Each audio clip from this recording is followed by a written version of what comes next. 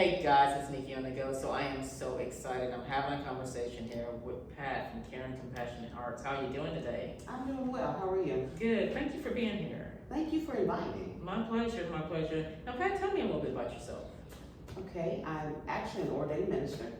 I attend St. John Church, but our nonprofit is born out of just that need to help. And my mom called it out several years ago. We were at a nursing home, and I just dropped everything and started help the residents start cutting up food. To be honest, they had chicken fried steak, and they were stroke victims, and they really couldn't eat it. And so my mom says, "Girl, you in those hands. Y'all just love to help." And from there, it just kind of birthed from that. And our organization, now we focus primarily on our homeless population, but it's still that place of offering hands to help. Well, thank you for what you do. I love it, to be honest. I really love doing it. Thank you. And today, I know as we approach September, not approach September, we're in September. Mm-hmm. September 8th is North Texas Giving Day. Yes. So I do want to talk about that, and guys, any information, contact information will be at the bottom of the screen as well. But tell us a little bit about, as we approach next week, September 18th, what you guys have going on. We're actually in the process of early giving right now, so you don't have to wait until the 18th, you can give now. But a lot of our initiatives, we kind of operate on that 5H perspective, and our 5H's are instilling hope while they're waiting for housing. And how do we do that? We provide a hot meal. How do we do that? We provide hydration. How do we do that? We provide hygiene. And those are our 5H's. It's housing, hope, hunger, we address hunger, hydration, and hygiene. It's just basically just instilling hope to them while they're waiting. We don't have housing resources of our own, but we will connect them to other resources that we're aware of and encourage. The biggest thing is it's giving hope, to encourage them to want to be housed. Because several of them have been out there for a long time. Sure. And they've been there for so long, they don't know how to be housed anymore.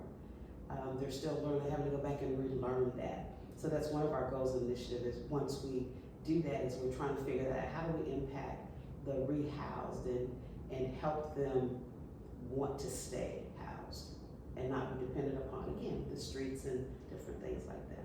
Very good, very good. And Pat, tell me a little bit, where's your focus? Is it kind of in the Metroplex, the DFW Metroplex? Our actually have a few different initiatives. We have primarily this is the DFW area. We primarily focus around that area of Al Lipscomb and that kind of downtown area, Al Lipscomb, Martin Luther King area.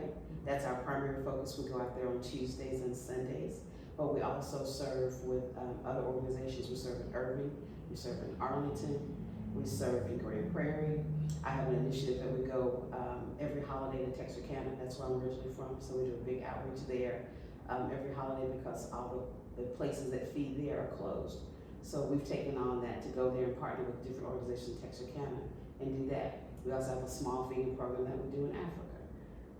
Where we have a special needs school there. So our mantra is fill the need, and we believe if we FEEL, then we will FILL. I love So that. we feel it and we'll fill it. So thus our name, Compassionate Hearts and Helping Hands. I love that. If you could, as we get through the program on there, if you could tell our viewers anything about your organization, or whether it's your critical needs that you're needing right now, or anything else about your organization, what would you share with that audience? What would I share? We want to share the love of the Lord, one full belly at a time. And how do we do that? We do that with resources from our communities. We do that with resources monetarily because we are 100% donor funded. We don't have governmental funds or contracts or grants or anything like that. It's totally out of the hearts of those that embrace what we're doing. So we're looking for investors. And when I use the word investors, not as a gain of like a monetary gain, but the return of investment is basically seeing how loud your work will speak. And that's basically going out into our communities and sharing that hope that all this can change. And again, we are a religious organization. We're founded on the word. So we do share the love of the Lord with each and every person that we go out. We're not afraid to hug. We're not afraid to touch. We're not afraid to embrace. We're not afraid to go into the trenches.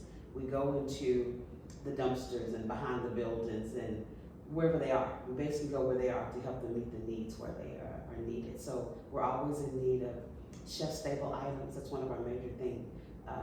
tuna packs, chicken packs. We do Vienna sausages, chips, all those things that are chef stable are our primary things we do. And one of our initiatives that we operate on is when we go out on those Tuesdays and Sundays is now and later, that we give them a hot meal in the now, but we also provide them a chef stable meal for the later. So we use our little tag, those old, the old candies, the now and later, as a part of our initiative, and even getting others to help us. We ask them, a $10 donation gets them a now and later. We can give them a hot meal as well as provide them a chef stable meal that typically will contain about 2 meals I love that. I love that. after we leave them.